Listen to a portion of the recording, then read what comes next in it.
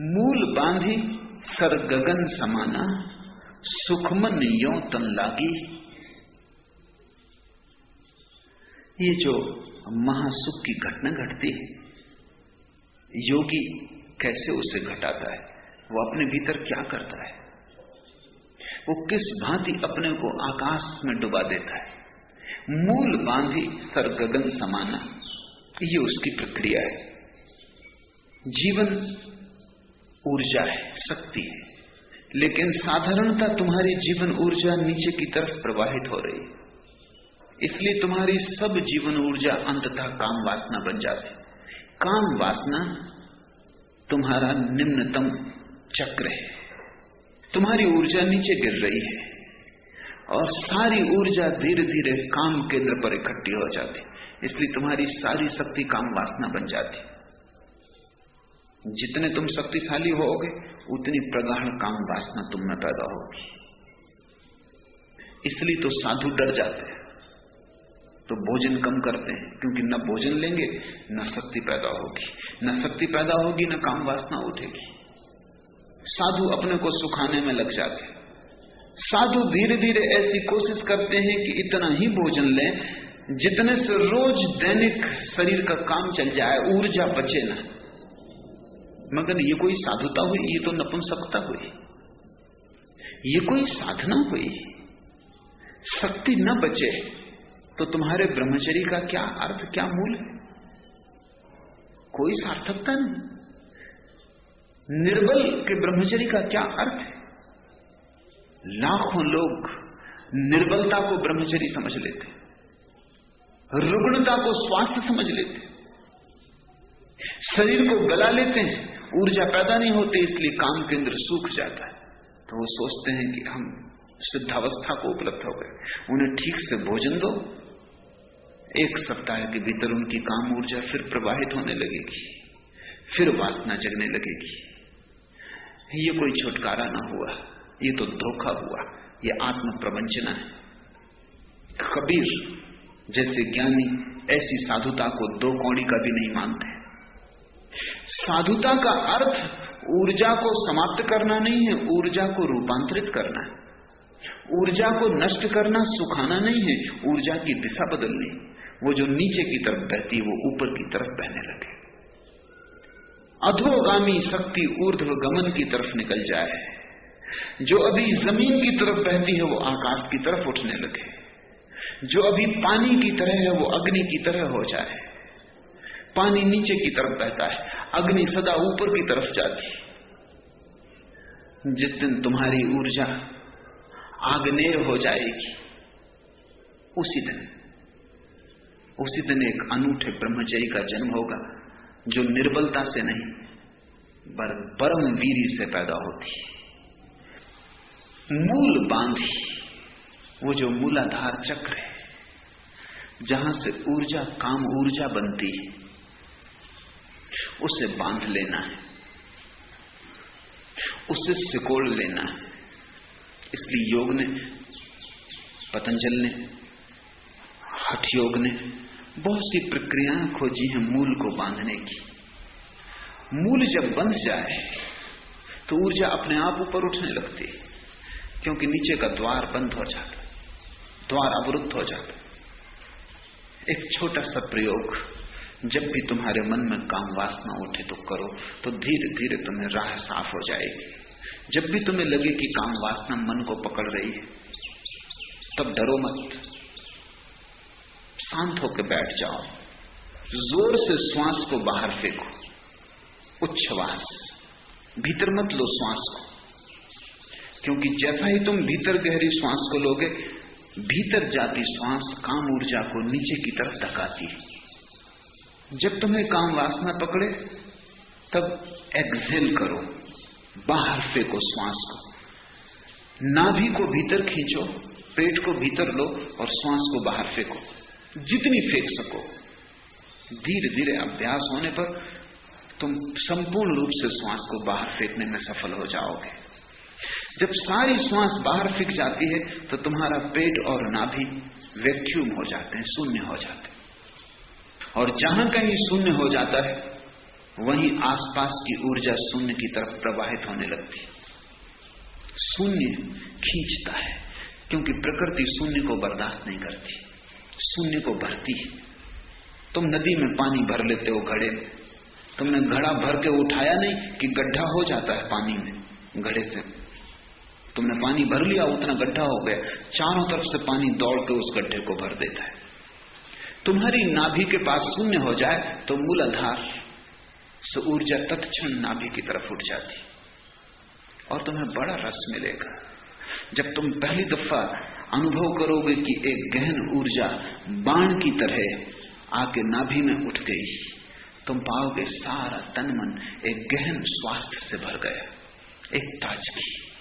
ये ताजगी वैसी ही होगी, ठीक वैसा ही अनुभव तुम्हें होगा ताजगी का जैसा संभोग के बाद उदासी का होता, जिससे ऊर्जा के स्खलन के बाद एक शिथिलता पकड़ लेती है, एक रुग्ण दशा, एक विषाद, एक हारापन, एक थकान।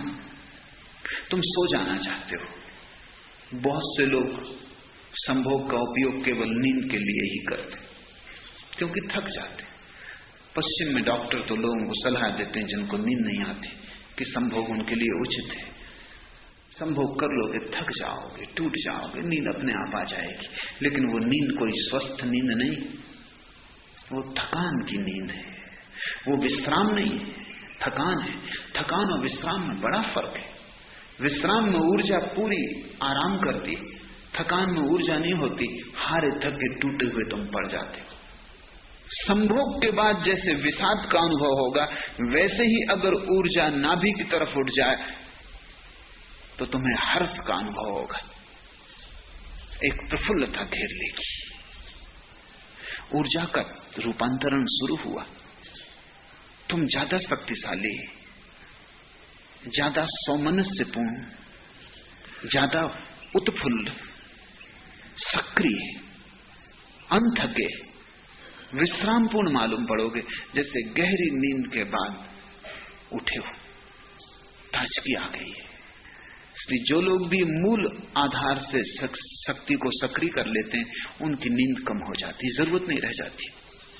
वे थोड़े घंटे सो के भी उतने ही ताजे हो जाते, फिर तो 2 घंटे भी सो के उतने ही ताजे हो जाते, जितने ताजे तुम 8 घंटे सो के नहीं हो पाते। क्योंकि तुम्हारे शरीर को तो ऊर्जा को पैदा करना पड़ता है, निर्मित करना पड़ता है, भरना पड़ता है। और बड़ा पागलपन है, रोज शरीर भरता है, रोज तुम उसे उलीचते हो। यूं ही उम्र तमाम होती है। रोज भोजन लो, शरीर को ऊर्जा से भरो, फिर उसे उलीचो और फेंक दो। ऊर्जा का ऊर्ध्वगमन बड़ा अनूठा अनुभव है। और पहला अनुभव होता है मूलाधार से नाभि की तरफ जब संक्रमण होता है। ये मूल बंध की सहजतम प्रक्रिया है कि तुम श्वास को बाहर फेंक दो, नाभि शून्य हो जाएगी, ऊर्जा उठेगी नाभि की तरफ, मूल बंध का द्वार अपने आप बंद हो जाएगा। वो द्वार खुलता है ऊर्जा के धक्के से। जब ऊर्जा मूलाधार में नहीं रह जाती, धक्का नहीं पड़ता, द्वार बंद हो जाता। मूल बांधी सर गगन समाना। बस तुमने अगर एक बात सीख ली कि ऊर्जा कैसे नाभि तक आ जाए, शेष तुम्हें चिंता नहीं करनी। तुम ऊर्जा को जब भी काम वासना उठे नाभि में इकट्ठा करते जाओ। जैसे जैसे ऊर्जा बढ़ेगी नाभि में, अपने आप ऊपर की तरफ उठने लगेगी। जैसे बर्तन में पानी बढ़ता जाए तो पानी की सतह ऊपर उठती जाए। असली बात मूलाधार का बंद हो जाना है। घड़े की नीचे का छेद बंद हो गया, अब ऊर्जा इकट्ठी होती जाएगी, घड़ा अपने आप भरता जाएगा। एक दिन तुम अचानक पाओगे कि धीरे धीरे नाभि के ऊपर ऊर्जा आ रही, तुम्हारा हृदय एक नई संवेदना से आप्लावित हुआ जा रहा है। तुम कहते हो कि तुम प्रेम करते हो, लेकिन तुम कर नहीं सकते क्योंकि तुम्हारे हृदय में ऊर्जा नहीं है। तुम लाख कहो कि तुम प्रेम करते हो, तुम प्रेम कर नहीं सकते क्योंकि प्रेम तभी घटता है जब हृदय चक्र में ऊर्जा आती, उसके पहले घटता नहीं।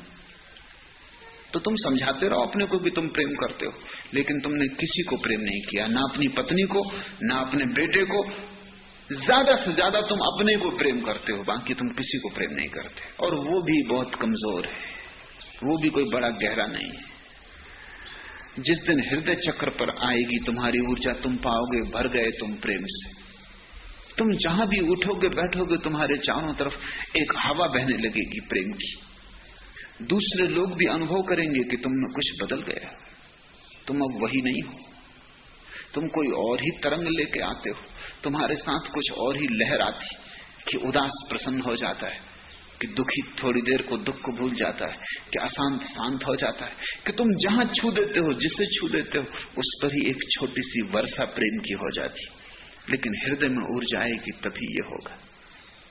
ऊर्जा जब बढ़ेगी, हृदय से कंठ में आएगी, तब तुम्हारी वाणी में एक माधुर्य आ जाएगा। जब तुम्हारी वाणी में एक संगीत, एक सौंदर्य आ जाएगा, तुम साधारण से शब्द बोलोगे और उन शब्दों में काव्य होगा। तुम दो शब्द किसी से कह दोगे और तुम उसे तृप्त कर दोगे। तुम चुप भी रहोगे तो तुम्हारे मौन में भी संदेश छिप जाएंगे। तुम ना भी बोलोगे तो भी तुम्हारा अस्तित्व बोलेगा। ऊर्जा कंठ पर आ गई। उपनिषद के गीत तभी तो फूटे होंगे जब ऊर्जा कंठ पर आ गई होगी। बुद्ध के वचन तभी तो निसृत हुए होंगे जब ऊर्जा कंठ पर आ गई होगी। कुरान के वचन साधारण वचन है, लेकिन जब मोहम्मद ने उन्हें कहा था तब उन वचनों में कुछ बात ही और थी। तब वे किसी और ही लोक से आते थे। तुम भी उनको दोहरा सकते हो, लेकिन तुम्हारी ऊर्जा जहां होगी उन शब्दों में वही गुणधर्म प्रविष्ट हो जाएगा। अगर काम वासना से भरा हुआ आदमी कुरान को कितने ही तरन्नुम से गाए तो भी वो कव्वाली ही होगी। वो कुरान हो नहीं सकता, क्योंकि कुरान का संबंध शब्दों से थोड़ी है, तुम्हारी जीवन ऊर्जा से है। और अगर मोहम्मद कव्वाली भी गाएं तो वो कुरान हो जाएगा। उन शब्दों में भी नए भाव आविर्भूत हो जाएंगे, नई कौपलें लग जाएंगी, नए फूल लग जाएंगे। कृष्ण ने गीता कही, वो कंठ से आई ऊर्जा की अभिव्यक्ति है, अभिव्यंजना है। कितने लोग गीता को कंठस्थ किए और कितने लोग रोज उसका पाठ करते रहते, कितने हजारों पाठ कर चुके। लेकिन अगर काम ऊर्जा मूलाधार से गिर रही है तो गीता तुम गाते रहो, वो गीता तुम्हारी ही होगी, भगवत गीता नहीं हो सकती। भगवत गीता होने के लिए तो चेतना का भागवत हो जाना जरूरी है। ऊर्जा ऊपर उठती जाती, एक घड़ी आती कि तुम्हारे तीसरे नेत्र पर ऊर्जा का आविर्भाव होता है। तब तुम्हें पहली दफा दिखाई पड़ना शुरू होता है। तुम अंधे नहीं होते, उसके पहले तुम अंधे हो, क्योंकि उसके पहले तुम्हें सिर्फ आकार दिखाई पड़ते हैं, निराकार नहीं दिखाई पड़ता, और वही असली में है। सब आकारों में छिपा है निराकार। आकार तो मूलाधार में बंधी हुई ऊर्जा के कारण दिखाई पड़ते, अन्यथा कोई आकार नहीं। तुम कहां समाप्त होते हो, कहां तुम्हारी सीमा है, कहां तुम शुरू होते हो? न कोई कहीं शुरू होता है, न कोई कहीं समाप्त होता है। सारा जगत संयुक्त है। तुम झाड़ों से जुड़े हो, पहाड़ों से जुड़े हो, चांद तारों से जुड़े हो। छोटा सा मकड़ी का जाला हिलाओ और अनंत आकाश के तारे भी कप जाते हैं, क्योंकि सारा अस्तित्व एक है।